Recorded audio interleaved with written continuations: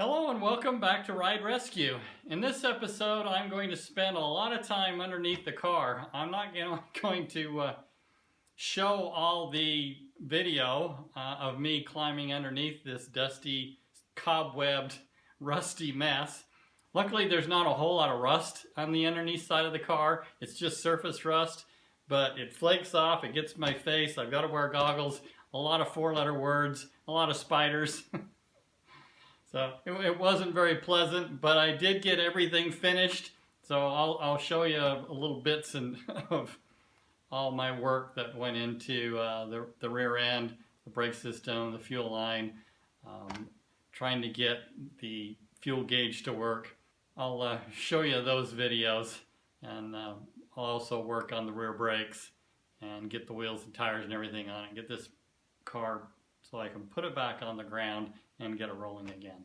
And then in the next videos I'll start doing some of the work to all the front sheet metal and the front fenders. Between the two cars, the red car I mentioned before in some of my other videos, that gas tank had been left with only a little bit of fuel in it, and it had gotten moisture in it, condensation. I'm not sure how it got water in it, but the inside of that tank was heavily rusted. A lot of surface rust, and mostly where the water, because the fuel will float and the water will sit at the bottom, that condensation liquid was sitting in the bottom of the tank, and there's a little bit of an area that's lower on the tank where the pickup tube went, and there's a little sock filter that was on the end of that tube.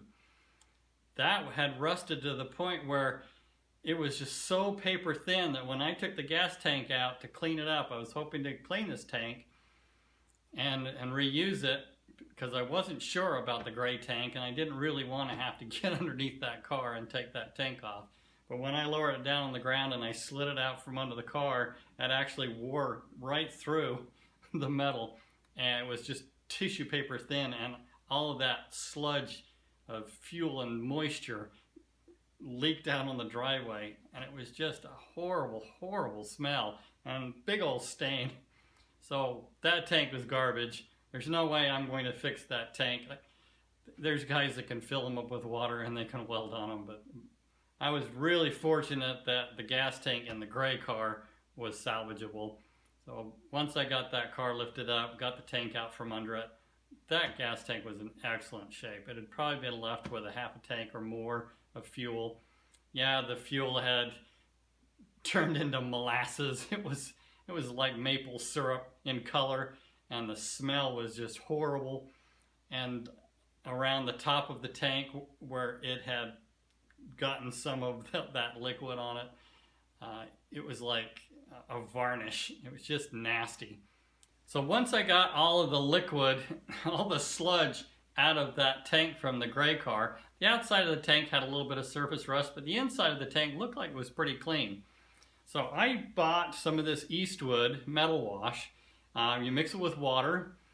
I believe this little plastic container will do 5 gallons of water. I'm pretty sure that's what it was.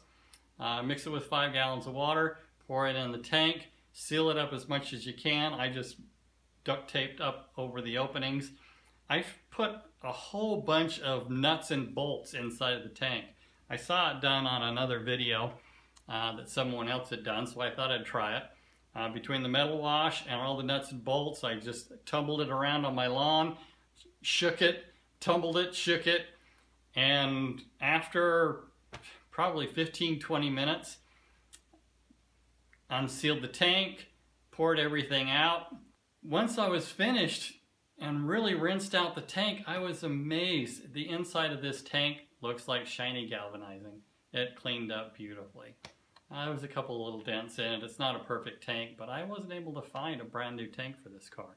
I had done a lot of searching, but since I'm going to keep most of this car with the original finish, that old scratched up patina, original interior, it's going to have a lot of flaws, so a couple little minor dents in the tank really isn't going to harm it much.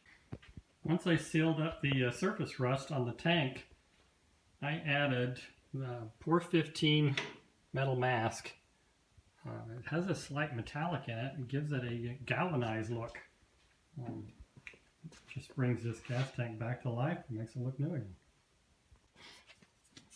You can see the filler neck that goes with the tank. It is a removable with a rubber seal, and that cleaned up beautifully. It has the original galvanizing finish. Once I cleaned it up and just Scotch-Brighted it, I put a sealer on it just to seal it and keep it from getting any rust along the seams and edges. These are the two sending units that I had.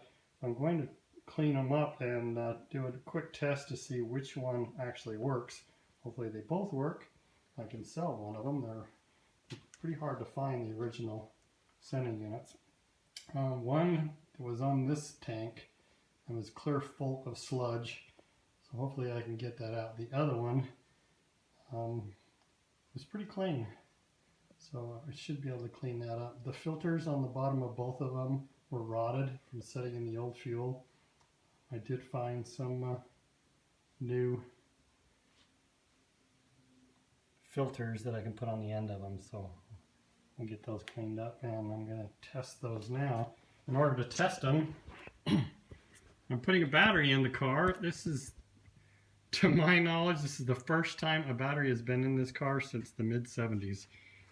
So it'll be interesting to see just what works and what doesn't.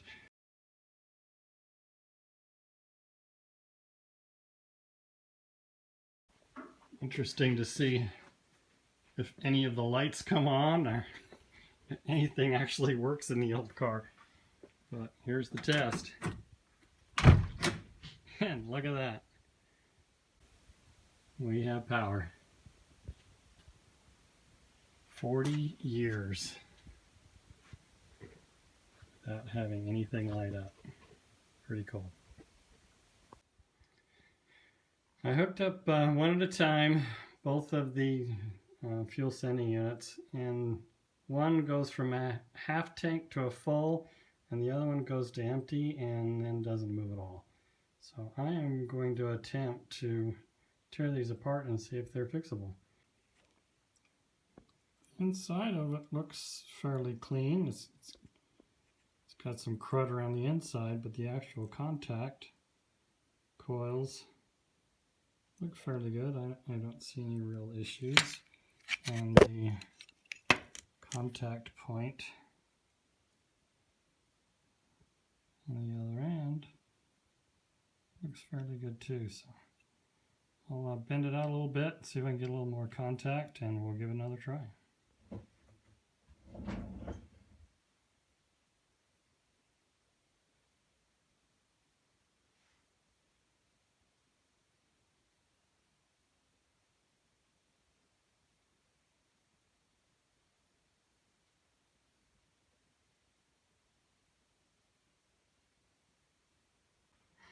After several times going back and forth, assembling it, disassembling it, putting it on the car, taking it off the car, I was able to get it to go from half to full, and then I got it to down to a quarter to full, and then I permanently broke it.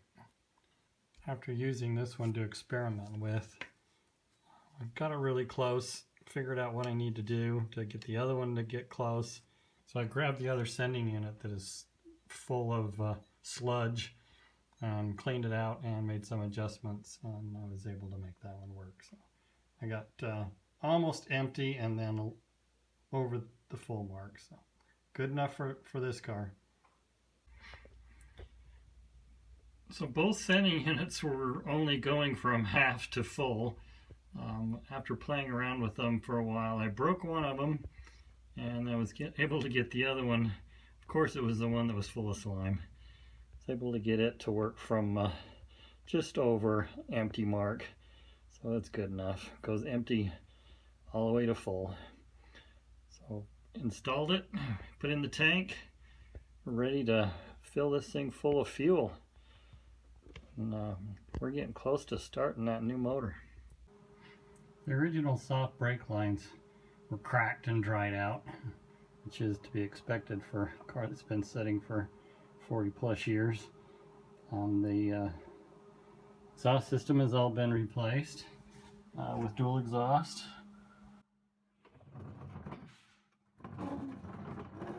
All the fuel line has been inspected, and the soft fuel line attachments have been replaced.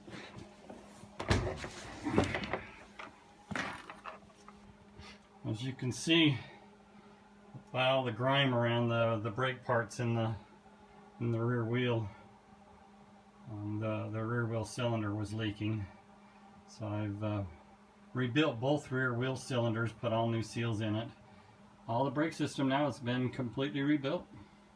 I'm just clean these pads up. I've got some brake fluid and a pad, a scouring pad. I'll clean these really well and make sure they're not well soaked, so I don't have to replace them. If I have to, I will. This Pontiac has the rare 8-lug wheels. The 8-lug wheel is actually incorporated into the brake drum. You can see the rear is the brake drum built into this aluminum finned drum, and then the lug nuts go around the outside of it. For the rear, to take advantage of the original axle, they just use the 5 lugs.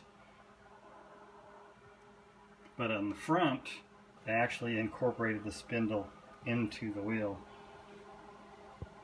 I'll show you that as I put the front tires on. Now that I've got all the brake system done, I'll adjust this rear brake to the drum and put the wheel on.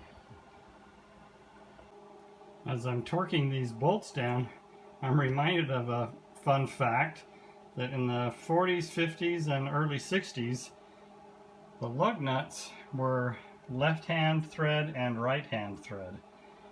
You can see on the ends of these studs, there's an R on the end of each one, so those are the right-hand thread, which goes on the right side of the car. The left-hand thread studs are on the left side of the car. And the first few times when I was working in the service station, when I was a teenager, when I went to take a wheel off of a 50s car, the lug nuts, I couldn't get them to break loose, and that was before I knew that they were actually left-handed threads. And there we have it. The wheels, when I got them from the previous owner, somebody had painted them white.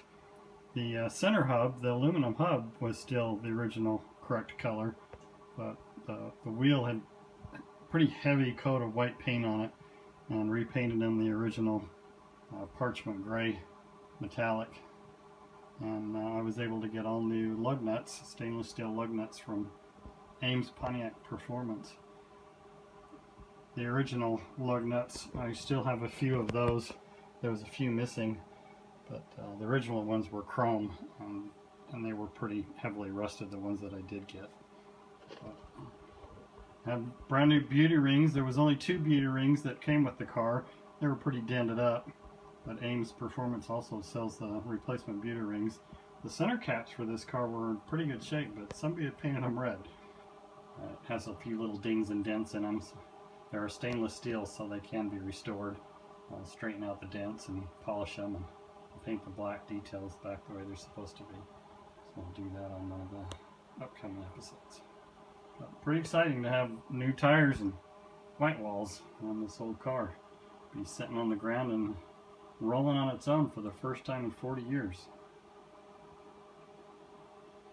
So it wasn't my original plan to restore everything, to refinish the fender wells, refinish the frame rails, but there are some things you just have to do, like lower ball joints. The lower ball joints were loose. The upper ball joints were fine. They're very tight, so those are original. The tie rod ends were very tight. The drag link assembly was pretty loose, so it all comes apart. I've never seen anything like it. The end threads out. I took it all apart. There's That'd be probably 20-25 parts inside of that. Everything was in really good shape. It just needed to be cleaned up, and greased, and put back together. So that has all been reworked. Brake system has been redone. As you can see, while I had everything apart, I cleaned and sanded, painted all the pieces. New shock absorber. They're AC Delco, factory shock absorbers. Getting the wheel back on. It's pretty exciting. You can see on this wheel, this is one of the front wheels. You can see the front wheel, the wheel, aluminum wheel has the center hub built right into the wheel itself. So the bearings are actually in the wheel, and it has a race and a bearing. Pretty interesting wheels. They're pretty unique. They did the 8-lug wheel. Pontiac did the 8-lug wheel for about 6 years, I believe, maybe more, through early 60s and mid 60s. Let's get them on and get them mounted. Let's get this thing rolling. The original finish was red oxide primer, so I left the inside of the wheel the way the factory would have done it. The red oxide primer has some silver argent overspray on the inside from where was painted on the outside. It was interesting to see that's the way they were originally, so I took them back to keep them as original as possible.